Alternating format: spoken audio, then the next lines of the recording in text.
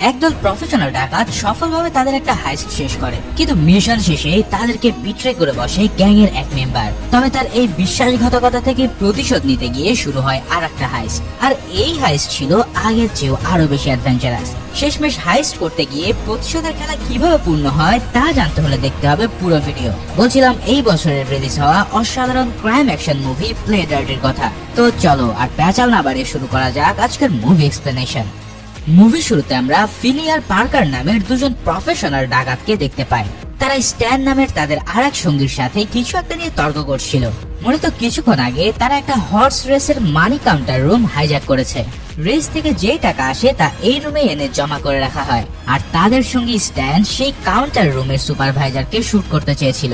তো তাকে কিছুক্ষণ ডাকাতির আদব কায়দা শিখিয়ে তারা আবারও সেই রুমে ফিরে আসে, যেখানে আগে থেকে তাদের অন্যান্য সঙ্গীরা সমস্ত স্টাফদের জিম্মি করে রেখেছিল। অতঃপর পার্কার কাউন্টার রুমের সুপারভাইজারের সাহায্যে ভল্টে থাকা সমস্ত টাকা হাতিয়ে নেয়। এদিকে এই কাউন্টার রুমেই এক এমপ্লয়ি তার ফ্যামিলিকে নিয়ে পাশের রাস্তা দিয়ে ড্রাইভ করে যাচ্ছিল। হঠাৎ সে কাউন্টার রুমের বাইরে দুটো অচেনা গাড়ি পার্ক করা অবস্থায় দেখে তার সন্দেহ হয়। সে গাড়ি থেকে নেমে রুমের পিছনের দরজা খুলে বুঝতে পারে যে এই জায়গায় একটা ডাকাতি চলছে। লোকটার স্ত্রী তাকে 911-এ ফোন করতে বললেও তার মনে অন্য প্ল্যান ছিল। সে গাড়ির ভিতর থেকে একটা পিস্তল হাতে নিয়ে ডাকাতদের বাইরে বেরিয়ে আসার জন্য অপেক্ষা করতে থাকে। এবার যেই না ডাকাতেরা বেরোয় ঠিক তখনই সে তাদের উপরে গুলি চালিয়ে দেয়। তাতে তাদের একজন সেখানেই উপরে চলে যায় এবং ফিলিও গুলি খেয়ে আহত হয়ে পড়ে। এই সুযোগে লোকটা দৌড়ে এসে একটা টাকার ব্যাগ নিয়ে পালাতে শুরু করে। এই কাণ্ড দেখে পার্কারও তার পিছু নিয়ে গুলি চালাতে থাকে, কিন্তু ততক্ষণে লোকটা তার গাড়ি স্টার্ট দিয়ে দিয়েছে। গাড়িতে নিজের স্ত্রী আর ছেলে থাকা সত্ত্বেও লোকটা তাদের সবার লাইফ রিস্কে ফেলে পালাতে যায়। এভাবে পালাতে গিয়ে সে আশেপাশের অনেক কিছুতে আঘাত করে পুরো লন্ডভন্ড করে দেয়। এই সময়টায় কিন্তু পাশের রেস ট্র্যাকে একটা হর্স রেস চলছিল। লোকটা পালাতে গিয়ে তার গাড়ি নিয়ে রেসের মাঝপথে ট্র্যাকে এসে পড়ে, যার ফলে পুরো রেসটাই তখন নষ্ট হয়ে যায় আর ঘোড়াগুলো খেয়ে হারিয়ে এদিক ওদিক দৌড়াতে শুরু করে। লোকটা আটকা পড়ে গিয়ে তার গাড়ি থেকে নেমে পার্কারকে গুলি করার জন্য রেডি হয়, কিন্তু পার্কার দূর থেকে তার মাথা বরাবর নিখুঁত হেডশট দিয়ে তাকে উপরে পাঠিয়ে দেয়। চলন্ত ঘোড়ার মাঝ দিয়ে তার এই নিখুঁত হেডশট দেখে বোঝা যাচ্ছিল যে সে কতটা স্কিল্ড একজন ডাকাত। যাক, লোকটাকে উপরে পাঠানোর পর পার্কার তার স্ত্রীর কাছ থেকে টাকার ব্যাগটা নিয়ে নেয়, কিন্তু লোকটার লোভের কারণে তার পরিবারটাই শেষ হয়ে গেল ভেবে পার্কারের কিছুটা দুঃখ হয়। তাই সে তখন তার স্ত্রীকে $10,000 দিয়ে দেয়। এদিকে তার দুই সঙ্গী ফিলি আর জেন গাড়ি নিয়ে তাকে রেস ট্র্যাক থেকে পিক আপ করতে এসেছিল। টাকার ব্যাগটা উদ্ধার করার পর পার্কার তাদের সাথে নিজেদের আস্তানায় ফিরে আসে। ফিলির কাঁধে গুলি লাগায় সবাই মিলে তাকে ট্রিটমেন্ট করে, আর বাকিরাও তাদের নিজ নিজ শেয়ার অনুযায়ী টাকা ভাগাভাগি নিয়ে আলাপ শুরু করতে থাকে। এরই মধ্যে হঠাৎ তাদের আরেক পার্টনার জেন নিজের পোশাক আশাক খুলে অর্ধনগ্ন হতে শুরু করে। সবাই যখন বেশ অবাক দৃষ্টিতে তার দিকে তাকিয়েছিল, হঠাৎ সে নিজের জামার ভিতর থেকে পিস্তল বের করে নেয়। তারপর কিছু বুঝে ওঠার আগেই একের পর এক সবাইকে জখম করতে থাকে। এই শুট আউটের মধ্যে পার্কারের প্রিয় পার্টনার ফিলিও মারা যায়, কিন্তু পার্কার আহত অবস্থাতেই দ্রুত টেবিলের উপর থেকে একটা পিস্তল তুলে নিয়ে জানলা দিয়ে বাইরে লাফিয়ে পড়ে। এরপর সে জেনের উপরে গুলি চালানোর চেষ্টা করলেও আহত অবস্থায় তার হাত ঠিকঠাক কাজ করে না, ফলে কাঁধে আরেকটা গুলি লাগার পর সে নিচে নদীতে পড়ে যায়। অন্যদিকে জেন তার লুট করা পুরো টাকাটা নিয়ে পালিয়ে যেতে সক্ষম হয়। এদিকে পরের সিনে আমরা কেনকেইড নামে একটা ব্যক্তিকে দেখতে পাই যে তার বস মিস্টার লজেনের সাথে তার অফিসে দেখা করে। সে তাকে জানায় যে রেস ট্র্যাকে ঘটে যাওয়া ডাকাতের পিছনে জড়িত থাকা ব্যক্তিদের মধ্যে পার্কারের নাম উঠে এসেছে। এই কথা শুনে লজেনি কেমন যেন চমকে ওঠে আর নিজেই ব্যাপারটা খতিয়ে দেখার জন্য রেডি হয়। তবে কিনকেইড তাকে প্রতিশ্রুতি দেয় যে সে একাই ব্যাপারটা হ্যান্ডেল করতে পারবে। এখন এদের সাথে পার্কারের ঠিক কি কানেকশন রয়েছে তা আমরা একটু পরে জানতে পারবো। অন্যদিকে পার্কার গুলি খেয়ে নদীতে পড়ে গেলেও সে কোনোভাবে সাঁতরে উঠতে আসতে সক্ষম হয়েছিল। তারপর সেই অবস্থাতে হসপিটালে গিয়ে ট্রিটমেন্ট নেওয়ার পর সে একটা হোটেলে ওঠে। পার্কার কিন্তু রিসেপশনিস্টের কাছ থেকে হোটেলের 12 নম্বর রুম চেয়েছিল, কিন্তু আগে থেকেই সেই রুম বুকড হয়ে যাওয়ায় তাকে অন্য একটা রুম দেওয়া হয়। কিন্তু পার্কার কাউকে তোয়াক্কা না করে হঠাৎ সেই রুমের ভিতরে ঢুকে পড়ে। তারপর রুমের দেওয়ালের উপরে থাকা কাঠের পার্টিশন ভেঙে ভিতর থেকে একটা ব্যাগ বের করে নেয়। এই ব্যাগের ভিতর পিস্তল সহ আরো অনেক জিনিস ছিল যেগুলো সে আগেই এই রুমে লুকিয়ে রেখেছিল। তো এই ব্যাগটা বের করার পর সে রিসেপশনিস্টকে হোটেলের বিল সহ দেওয়ালের রিপেয়ার কস্ট মিটিয়ে দিয়ে সেখান থেকে বিদায় নেয়। এরপর সে দেখা করতে চায় ফিলের স্ত্রী গ্রেসের সাথে। গ্রেস তাকে ফিলের কথা জিজ্ঞেস করলে তার মুখ দেখে সে বুঝে যায় ফিল আর এই পৃথিবীতে নেই। স্বামীর মৃত্যুতে গ্রেস ভীষণ স্যাড হয়ে পড়ে। তখন পার্কার তাকে জানায় ফিলি তার গ্যাং এর জেন নামের একটা মেয়েকে নিয়ে এসেছিল, আর সেই জেনই তাকে সবার সাথে চিট করে মেরে ফেলেছে। এখন পার্কার তাকে খোঁজার জন্য গ্রেসের কাছে হেল্প চায়। তখন গ্রেস তাকে র্যাজি রাইলি নামের এক ব্যক্তির খোঁজ দেয়, যার কাছ থেকে জেনের ব্যাপারে সব খবরাখবর পাওয়া যাবে। এরপর সে পার্কারের কাছ থেকে তার স্বামীর মৃত্যুর প্রতিশোধ নেওয়ার জন্য প্রমিস আদায় করে। পার্কারও তাকে প্রতিশ্রুতি দেয় যে বন্ধু ফিলের এই মৃত্যুর প্রতিশোধ সে নিয়েই ছাড়বে। এরপর সে অ্যালান গ্রুফিল নামের তার এক পুরাতন বন্ধুর সাথে যোগাযোগ করে তার কাছ থেকে রজি রাইলির অ্যাড্রেসটা আদায় করে নেয়। এদিকে র্যাজি কিন্তু বেশ শৌখিন আর বড় লোক ছিল। প্রতিদিনকার মতোই সে যখন নিজের দামি গাড়িতে চড়তে যায়, তখন ড্রাইভারের সিট থেকে তার দিকে পিস্তল তাক করে বসে পার্কার। তাকে দেখেই র্যাজি জিজ্ঞেস করে যে তার গাড়ির ড্রাইভার জিমি কোথায়, কারণ জিমির মতো এত হাই স্কিল ব্যক্তিকে কবজা করে এই গাড়ি ছিনতাই করা এতটা সহজ নয়। কিন্তু পার্কার তো আর যে সে লোক নয়। সে র্যাজির কাছ থেকে জেনের ব্যাপারে জানতে চায়। তবে র্যাজি তাকে কিছু না বলতে চাইলে তখন সে তার ড্রিঙ্কের গ্লাসগুলোতে শুট করে। এভাবে ভয়ের চোটে সে জানায় জেন এই শহরেরই একটা আন্ডার কনস্ট্রাকশন বিল্ডিং এ আছে। এই জেন এক সময় তার দেশ লা পাজের কমান্ডো দলের ডেথ স্কোয়াডের একজন সদস্য ছিল, তাই যে কোনো ধরনের কমব্যাটে তাকে টেক্কা দেওয়া একেবারে সহজ বিষয় নয়। এদিকে পার্কার কিন্তু বুঝে যায় যে তাদেরকে বেশ কিছুক্ষণ ধরে ফলো করা হচ্ছে, কারণ তাদের পিছনের কয়েকটা গাড়িকে অনেকক্ষণ ধরে তাদের সাথে তাল মিলিয়ে চলতে দেখা যায়। এই ব্যাপারটা র্যাজিকে জানাতেই সে ভয় পেয়ে তাকে কিছু একটা করতে বলে। বিনিময়ে সে তাকে জেনের অ্যাড্রেস দেওয়ার কথা জানায়, কিন্তু তার আগে জেনের লোকেরা এসে তার গাড়িটাকে সজোরে ধাক্কা দেয় এবং এই ধাক্কার কারণে র্যাজির দামি গাড়ির অবস্থা পুরো বেহাল হয়ে পড়ে। র্যাজি আর পার্কার দুজনকে দেখে মনে হচ্ছিল যে এই অ্যাক্সিডেন্টে তারা উপরে চলে গেছে, কিন্তু অ্যাটাকারদের একজন সামনে আসতে পার্কার তাকে গুলি করে উপরে পাঠিয়ে দেয়। এদিকে বাকিরা তখন গাড়ির দিকে লক্ষ্য করে অনবরত গুলি চালাতে থাকে এবং তাতে বেচারা রাজির পুরো ভবলীলা সাঙ্গ হয়ে পড়ে। কিন্তু পার্কার খুবই চতুরতার সাথে কাভার নিয়ে একে একে অ্যাটাকারদেরকে শেষ করে দেয়। এরপর সে গাড়ির ভিতরে রাখা ড্রাইভার জিমিকেও মুক্ত করে। জিমি যখন দেখে যে কিছু লোক গাড়ির দিকে গুলি চালাচ্ছে, তখন সে নিজেও পিস্তল নিয়ে তাদের দিকে গুলি চালায়। এভাবে কয়েকজনকে খতম করে দেওয়ার পর সে নিজেও গুলি খেয়ে মারা পড়ে। ফাইনালি এই গোলাগুলিতে কেবল একজনই বেঁচে থাকে। পার্কার তাকে আহত অবস্থায় তুলে নিয়ে একটা গাড়িতে এনে বসায়। এরপর সেই গাড়ির মালিকের কাছ থেকে চাবি নিয়ে এসে ঘটনাস্থল থেকে দ্রুত সরে পড়ে। অন্যদিকে জেনকে এবার আমরা বস্কো নামের এক লোকের সাথে দেখতে পাই, যার কাছ থেকে জেন কোনো একটা প্ল্যানের ব্যাপারে জানতে চাইছিল। কিন্তু বস্কো তাকে বলে যে আমি যদি এই প্ল্যান তোমাকে বলে দিই তাহলে তুমি তো আমাকে সাথে সাথেই মেরে ফেলবে। তখন জেন বলে বিশ্বাসী হলো আমাদের এই ক্রাইম জগতের মূল ভিত্তি, তাই কিছু পেতে হলে অবশ্যই তোমাকে বিশ্বাস রাখতে হবে। মানে কতটা আইরনি আছে তার কথায় একবার চিন্তা করো। আসলে সে নিজে কিন্তু বিশ্বাসঘাতকতা করে পুরো একটা গ্যাংকেই মেরে এসেছে। যাই হোক, জেন যখন বস্কোকে নিয়ে বিজি ছিল তখন হঠাৎ তার সামনে হাজির হয় পার্কার। সে তার দিকে পিস্তল তাক করে সব টাকা ফেরত চাইলে জেন জানায় যে এই টাকা সে খরচ করে ফেলেছে। এদিকে বস্কো কিন্তু বারবার পাশ থেকে তার সাথে কথা বলার চেষ্টা করছিল। এখন কথা বলার ভান করে হঠাৎ সে কোটের পকেট থেকে পিস্তল বার করতে যায়, আর এটা দেখিয়ে পার্কার তাকে গুলি করে খতম করে। এখন এই কাণ্ড দেখে তো জেন পুরো পাগল হয়ে পড়ে, কেননা এই বস্কোকে তার জীবিত দরকার ছিল। তার সামনে এমন একটা মিশন রয়েছে যার জন্য সে পুরো $4 লাখ খরচ করে ফেলেছে। অর্থাৎ পার্কারকে ধোকা দিয়ে যেই টাকা সে নিয়ে এসেছিল তা সে এই মিশনে খরচ করেছে। এখন মিশনটা যে কি তা বলার আগেই হঠাৎ বস্কো উঠে গিয়ে আবারও তাদের দিকে গুলি চালায়। মানে সে এতক্ষণ স্রেফ মৃত্যুর ভান করে ফ্লোরে ছিল, এবার পার্কার গুলি চালিয়ে তার মৃত্যু একেবারে নিশ্চিত করে। তারপর সে জেনের কাছ থেকে জানতে চায় যে কি এমন মিশন রয়েছে যার জন্য সে পুরো টাকা খরচ করে ফেলেছে। তখন জেন প্রথমে তাকে একটা ব্যাংক ডাকাতির কথা বলে, কিন্তু পার্কার বুঝে যায় যে সে মিথ্যে বলছে। এভাবে দুইবার মিথ্যা বলার পরেও পার্কারের শার্প মাইন্ড তার মিথ্যা ধরে ফেলে। অবশেষে সে লাস্ট চান্স জেলে জেন তার কাছে সত্য প্ল্যানটা খুলে জানায়। মূলত জেনের যে হোম কান্ট্রি অর্থাৎ লা পাজে তাদের সাগরের উপকূলে একটা গুপ্তধনের সন্ধান পেয়েছে। অনেক বছর আগে এখানে একটা জাহাজ ডুবে গিয়েছিল, আর এই জাহাজে প্রায় 1 বিলিয়নেরও বেশি মূল্যের গুপ্তধন রয়েছে, যা তাদের পুরো দেশে জিডিপির চাইতেও বেশি। কিন্তু তাদের দুর্নীতিবাজ প্রেসিডেন্ট ইগনাসিও এই গুপ্তধনগুলোকে দেশের কাজে না লাগিয়ে নিজের পকেটে পুরতে চায়। এর জন্য সে গুপ্তধন উদ্ধার করার পর সেগুলোকে নিউ ইয়র্ক সিটির জাতিসংঘের সদর দপ্তরে ডিসপ্লে করতে চায়। তারপর তার প্ল্যান হলো যে এই গুপ্তধনগুলোকে সে নিজের ভাড়া করা কিছু চোরদেরকে দিয়ে চুরি করানোর একটা নাটক করবে। এরপর তাদেরকে কিছু অল্প শেয়ার দিয়ে বাকিটা সে নিজের পকেটে ঢুকিয়ে নেবে। এখন এর জন্য তারা যে লোকাল চোর গ্যাংকে হায়ার করেছিল তার নাম হলো দ্য আউটফিট। আর জেন এবং তার কিছু সঙ্গী মিলে এই গুপ্তধনগুলোকে উদ্ধার করতে চাইছে। তো জেন পার্কারকে এই মিশনে তার পার্টনার হওয়ার প্রস্তাব দেয়, আর পার্কার প্রতিশোধের নেশা ছেড়ে এই মিশন একসেপ্ট করে ফেলে।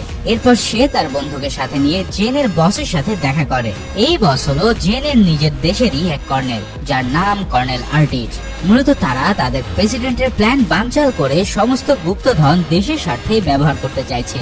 সব শুনে পার্কার এই মিশনে তাদের সঙ্গ দেওয়ার জন্য 30% শেয়ার চায়। প্রথমে আর্টিস্ট রাজি না হলেও জেন তাকে বুঝিয়ে সুঝিয়ে রাজি করে, কারণ এই ধরনের কাজে পার্কারের মতন প্রফেশনাল ডাকাতের কোনো বিকল্প নেই। এদিকে আর্টিজের প্ল্যান ছিল যে তারা ইউএনও বিল্ডিং এর সামনে থেকেই এই গুপ্তধনগুলোকে চুরি করবে, কিন্তু পার্কার জানায় এই বিল্ডিং সারা পৃথিবীর মধ্যে সবচেয়ে হাইলি প্রোটেক্টেড বিল্ডিং, তাই এখান থেকে কিছু চুরি করতে যাওয়া মানে বাঘের গুহায় ঝাঁপ দেওয়া। তার চাইতে বরং যেই গ্যাংরা প্রেসিডেন্টের কথায় গুপ্তধন চুরি করার ভান করবে তাদের থেকেই এগুলো ছিনিয়ে নেওয়া হবে অপেক্ষাকৃত সহজ কাজ। মানে সোজা কথায় চোরের উপরে বাটপাড়ি আর কি। তো তাদের এই মিটিং শেষ হওয়ার পর গ্রুপফিল্ড পার্কারের কাছে জানতে চায় যে কেন গ্যাংয়ের গুপ্তধন সে চুরি করতে যাচ্ছে। জবাবে পার্কারের মুখে দ্য আউটফিট নামটা শুনে সে ভীষণ চমকে ওঠে। এরপরে আমরা জানতে পারি কিছুক্ষণ আগে যে লজিনিকে আমরা দেখেছি সে আসলে এই গ্যাংয়েরই বস, আর কিনকেডি হলো তার একজন অ্যাসোসিয়েট। তাদের সাথে যে পার্কারের একটা অতীত ইতিহাস রয়েছে তা তো তোমরা আগেই জেনেছো। গ্রুপফিল্ডও তার মুখ থেকে আউটফিটের নাম শুনে বিশ্বাসই করতে পারে না যে পার্কার আবারও লজেনির সাথে ঝামেলায় জড়াতে যাচ্ছে। যাই হোক, পার্কার তাকে লজেনির অ্যাসিস্ট্যান্ট কিনকেডের উপরে নজর রাখতে বলে। অন্যদিকে সে নিজের জেনকে সাথে নিয়ে বস্কোর বয়ফ্রেন্ডের সাথে দেখা করতে যায়। হ্যাঁ, ঠিকই শুনেছো, বস্কো আসলে একজন সমকামী ছিল। যাই হোক, জেনকে নিয়ে সে বয়ফ্রেন্ডের নাইট ক্লাবে যাওয়ার পর জেন নিজের লোকটার সাথে দেখা করতে চায়, কিন্তু পার্কার তাকে বলে যে সে তাকে একেবারে ট্রাস্ট করে না। তাই পার্কার নিজে তার সাথে ক্লাবে ঢোকে। প্রথমে জেন তার মেইলে ট্রিক খাটিয়ে বস্কোর বয়ফ্রেন্ডের সাথে ভাব জমানোর চেষ্টা করে, কিন্তু তাতে কাজ না হলে পার্কার সরাসরি জানিয়ে দেয় যে বস্কো ইতিমধ্যে উপরে চলে গেছে।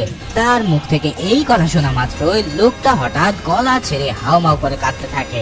এই অবস্থাতে জেন তাকে জিজ্ঞেস করে যে বস্কোর কাছে থাকা প্ল্যানগুলো কোথায় আছে। লোকটা জানায় এই প্ল্যানগুলো উপরের তলায় মিস্টার বুলিয়ারের কাছে আছে। অন্যদিকে গ্রুপফিল্ড পার্কারকে ফোন করে জানায় যে কিনকেড তার কিছু লোক নিয়ে একটা নাইট ক্লাবের দিকে যাচ্ছে। হঠাৎ কিছু লোক এসে সেই একই ক্লাবে হামলা করে বসলে পার্কার বুঝে যায় এরা কিনকেডেরই লোক। তারা এসে ফাঁকা গুলি করে সবাইকে ভয় পাইয়ে দেয়। এরপর তারা বস্কোর বয়ফ্রেন্ডকে মারতে মারতে জিজ্ঞেস করে যে বস্কো কোথায়, কারণ বস্কো মিসিং হওয়ার পর থেকে লজিনির আদেশে কিনকেড তাকে খুঁজে বেড়াচ্ছিল। কিন্তু লোকটা তো বস্কের সন্ধান দিতেই পারে না, উল্টো ভয়ের চোটে হঠাৎ তার হার্ট অ্যাটাক শুরু হয়।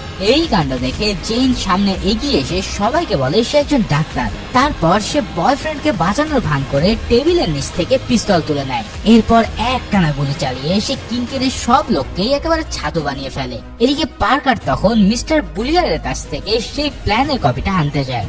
উপরতলায় উঠে সে বুঝতে পারে বুলিয়ার আসলে একটা এলিফ্যান্ট ডল। বিছানা ঠিক এমন একটা পুতুলকে পড়ে থাকতে দেখে সে পুতুলটা ছিঁড়ে ফেলে, কিন্তু তার ভিতরে প্ল্যানের কপি খুঁজে পাওয়া যায় না। তবে পাশে থাকা একটা আলমারির ভিতরে আরো কিছু এলিফ্যান্ট ডল রাখা ছিল।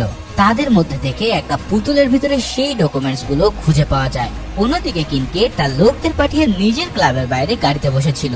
হঠাৎ ভিতর থেকে প্রচন্ড হট্টগোল শুনে সে নিজেই ক্লাবের ভিতরে ঢুকে পড়ে। তারপর দোতলায় উঠে সে সরাসরি পার্কারের উপরে হামলা করে বসে। তাদের দুজনের মধ্যে বেশ কিছুক্ষণ ধরে একটা ফাইট হয়।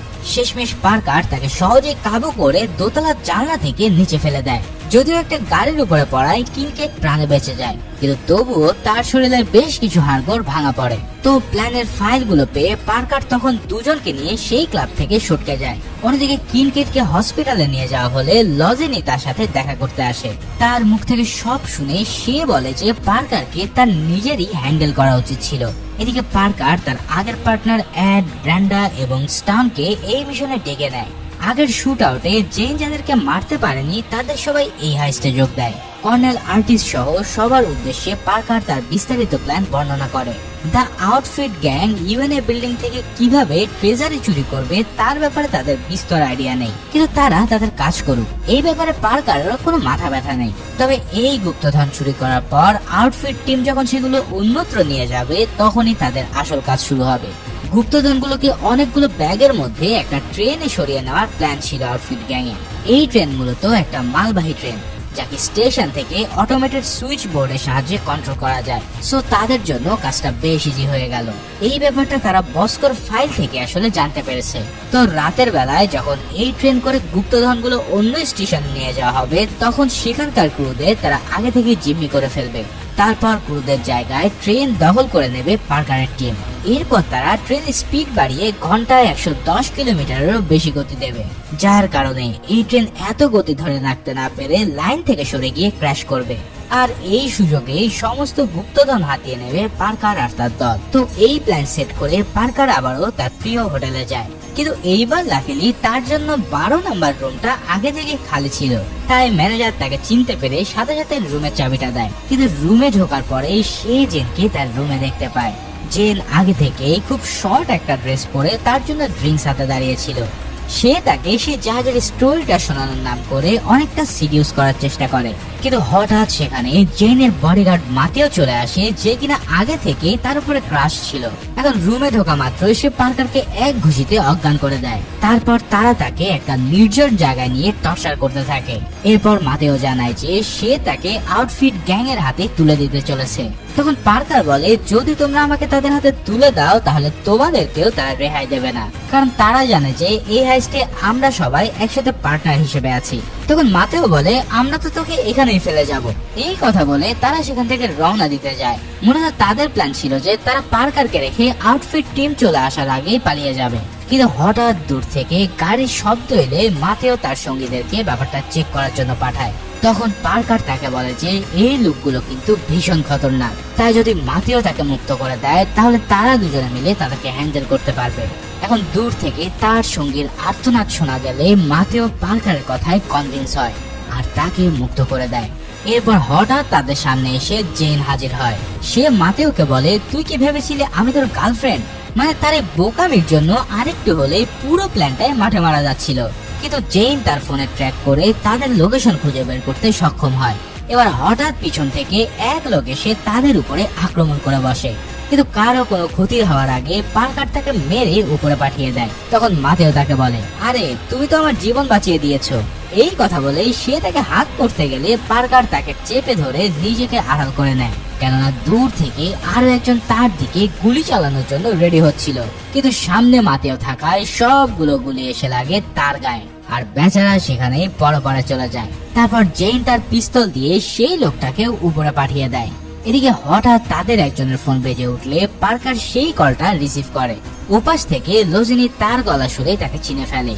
এরপরে আমরা জানতে পারি কেন লজিনি আর পার্কারের মধ্যে আগে একটা গ্যাঞ্জাম লেগে আছে।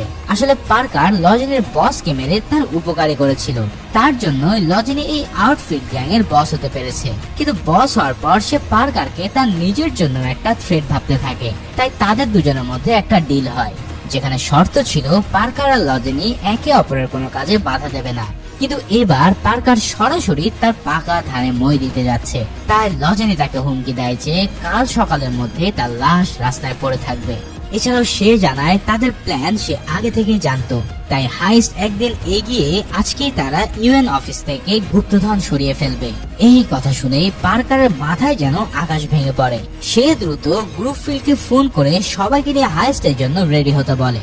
এদিকে তারা সবাই কিন্তু ততক্ষণ মাতাল অবস্থায় পড়েছিল, কারণ তারা তো জানতো যে হাইস্ট হবে আগামীকাল রাতে। কিন্তু পার্কারের ফোন পেয়ে সবাই কাজ হারা দিয়ে ওঠে হাইস্টের জন্য।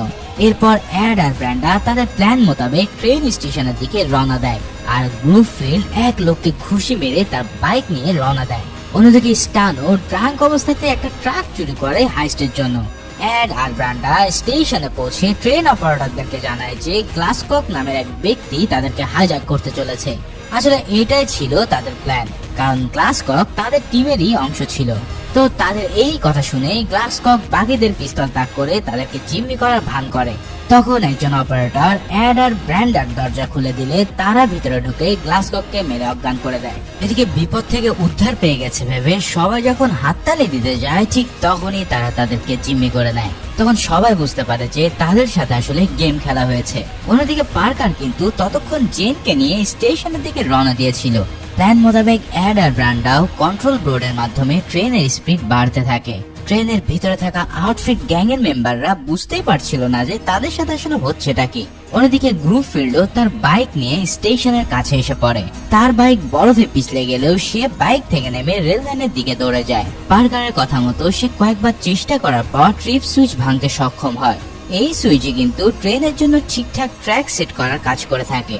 তবে সুইচ ভাঙলেও ট্রেনের স্পিড যথেষ্ট না বাড়ায় সেটা লাইন থেকে সরে যায়নি। পার্কার আর জেইন ইতিমধ্যে টার্নে এসে দাঁড়িয়েছিল যেখানে এই ট্রেনটা ক্র্যাশ হওয়ার কথা, কিন্তু ট্রেন তাদেরকে পাস করে গেলে তারা বুঝতে পারে যে তাদের প্ল্যান ফেল হতে চলেছে। তবে তাদের সামনে তখনও আরো একটা সুযোগ ছিল পরবর্তী টার্নে ট্রেনটাকে লাইন থেকে সরানো। এবার গ্রুফিল্ড সেই টার্নের ট্রিপ সুইচটাকেও ভেঙে দেওয়ার জন্য সেদিকে রওনা হয়, কিন্তু স্ট্যান হঠাৎ তার ট্রাক নিয়ে এসে তাকে ধাক্কা দেওয়ার কারণে সে তাকে দেখতে পায়নি। গ্রুফিল্ড মাটিতে পড়ে তাকে দেখার জন্য ট্র্যাক রিভার্স করতে গিয়ে ঘটে আর এক বিপত্তি। উঁচু এক ক্রেনের ধাক্কা খেয়ে সেই ট্র্যাকটা আটকে যায়, কিন্তু গ্রুফিল্ডের জ্ঞান ফিরে আসা মাত্রই সে পরপর কয়েকবার পিস্তল দিয়ে শুট করে ট্রিপ সুইচটাকে ভাঙতে সক্ষম হয়। এদিকে পার্কার আর জেনও ততক্ষণে সেই টার্নের কাছে এসে পৌঁছে গিয়েছিল, কিন্তু কাছে এসে তারা বুঝতে পারে যে এই টার্ন অনেক উঁচু, অর্থাৎ এত উঁচু থেকে ট্রেন ক্র্যাশ করলে তার ইম্প্যাক্ট হবে ভয়াবহ। তাদের সামনে থেকে ট্রেন আছড়ে পড়লে পার্কার গাড়িটাকে দ্রুত বেগে রিভার্স করে দেয়। ভাইরে ভাই, এই লেভেলের ইন্টেন্স ক্র্যাশ সিন আমি খুব কমই দেখেছি। এই ট্রেন লাইন থেকে সরে গিয়ে নিচে পড়ার পরই তার কয়েকশো মিটারের মধ্যে সবকিছু পুরো লন্ডভন্ড করে দেয়।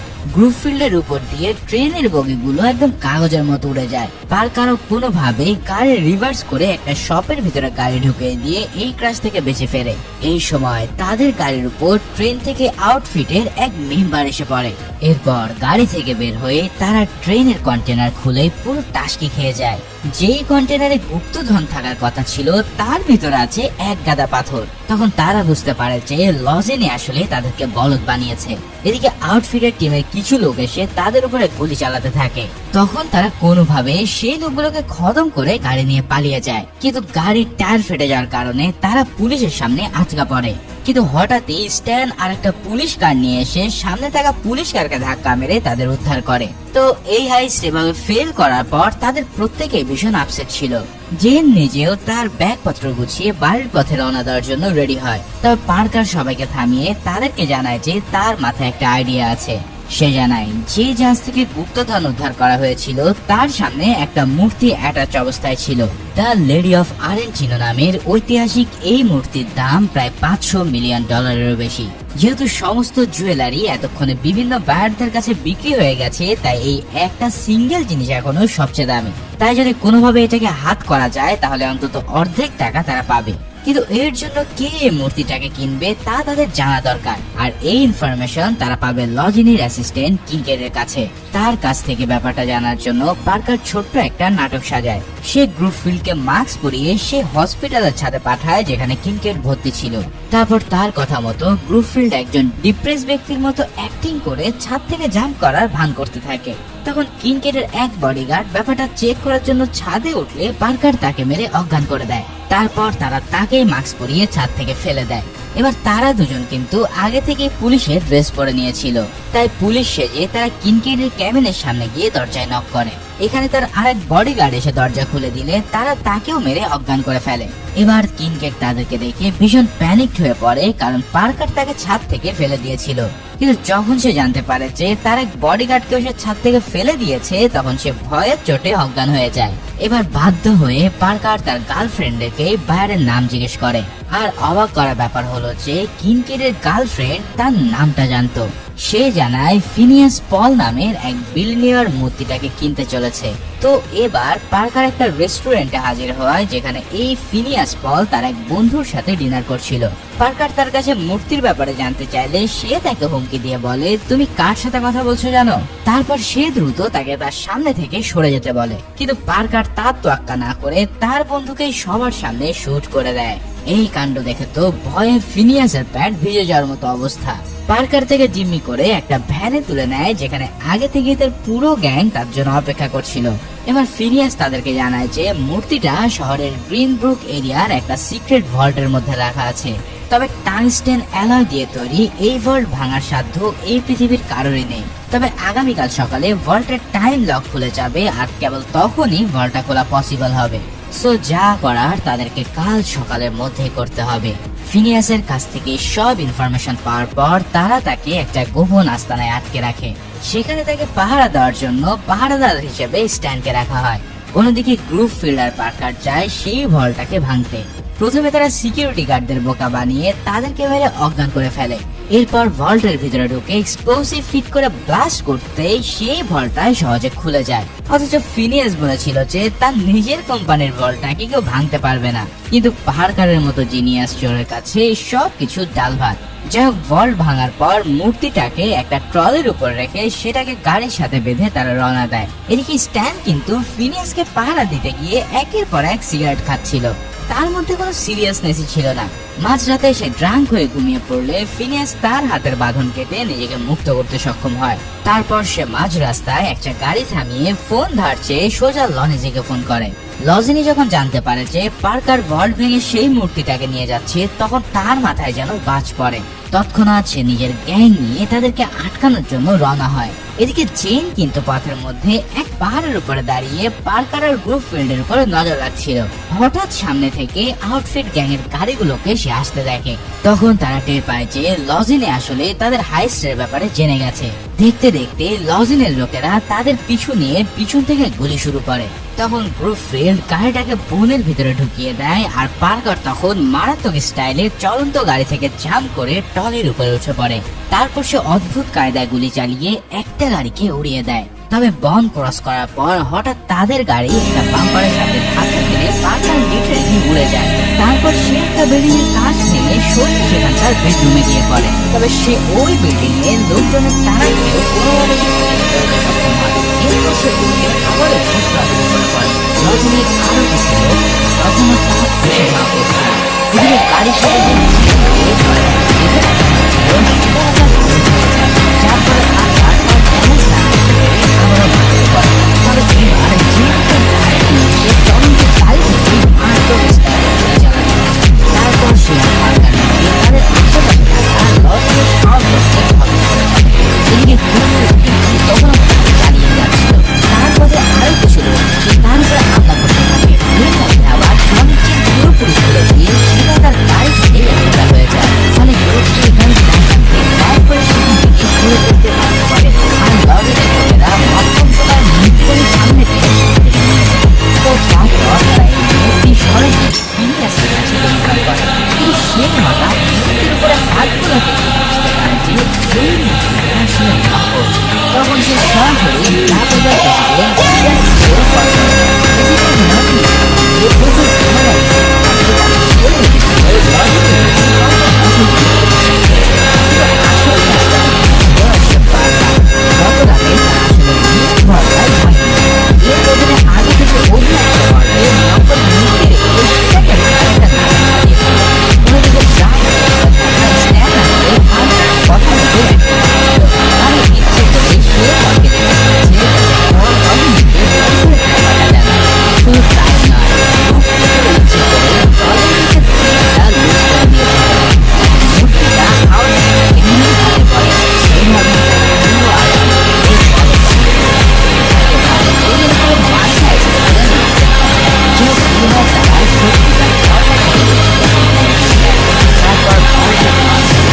ভিতরে দেখা যায় আসল সেই ঐতিহাসিক মূর্তি। এরপর তারা একসাথে মিলে মূর্তিটাকে সরানোর ব্যবস্থা করতে থাকে। কিন্তু তার আগে সেখানে এসে হাজির হয় লজেনি এবং তার গ্যাং। তারা প্রথমে বাইরে পাহারায় থাকা স্ট্যানকে মেরে জিম্মি করে নেয়। তারপর লজেনি সরাসরি পার্কারের মুখোমুখি হয়ে তাকে অস্ত্র ফেলে দিতে বাধ্য করে। সে কিন্তু পার্কারের পুরো প্ল্যানটা বেশ ভালোভাবে বুঝে গিয়েছিল। মূলত পার্কার আসলে ভল্ট গুলোকে রিপেইন্ট করে দিয়েছিল, আর এর ফলে 1 নাম্বার ভল্ট হয়ে যায় 3 নাম্বার ভল্ট। আর পার্কার ঠিক সেই ভল্টটাকে উড়িয়েছিল, যেমনটা এর আগে তোমরা জেনেছো। লজেনি তাকে বলে যে এত কিছু করে তোমার লাভ হলো কি, শেষমেশ প্ল্যান তো আর কাজ করলো না। তখন পার্কার মুচকি হেসে বলে সে জানতো যে আউটফিট গ্যাং এর আর্থিক অবস্থা খুবই খারাপের দিকে, আর এই মূর্তিটা বেচে যে লাভ হতো তার বড় অংশ পাবে এই আউটফিট। কিন্তু পার্কার তো আর সেটা হতে দেবে না। সে লজনীকে মূর্তির দিকে ভালোভাবে তাকাতে বলে। তখন লজনী দেখতে পায় মূর্তির সারা শরীরে পেঁচানো আছে ট্র্যাপ ওয়্যার, আর পার্কারের হাতে আছে একটা রিমোট কন্ট্রোল। অর্থাৎ এটা চাপ দিলেই এই মূর্তিটা ধ্বংস হয়ে যাবে। তখন খাদের কিনারায় পড়ে লজনী তার সাথে ডিল করার চেষ্টা করে। এরই মধ্যে আবার বাইরে থেকে গোলাগুলির শব্দ শোনা গেলে সে বলে হয়তো আমার লোকেরা তোমার ক্রুদের উপরে পাঠিয়ে দিয়েছে। কিন্তু পার্কার হেসে জানায় যে লজেনের গ্যাংই বরং প্রেসিডেন্টের গার্ডদের হাতে মরতে চলেছে, কারণ এখানে আসার আগে সে প্রেসিডেন্টকে ইনফরমেশন পাঠিয়েছিল। এখন এখানে সে ব্যাপারটাকে এমন ভাবে রিপ্রেজেন্ট করেছে যেন লজেনই তাকে ধোকা দিয়ে মূর্তি হাতে নিতে যাচ্ছে। আর এই কারণে প্রেসিডেন্টের গার্ডরা পুরো আউটফিট টিমকে খতম করে দিতে থাকে। তবে তার আগে কিন্তু স্ট্যান জেন আর গ্রুপফিল্ডের সাহায্যে তার হাত থেকে পালিয়ে যায়।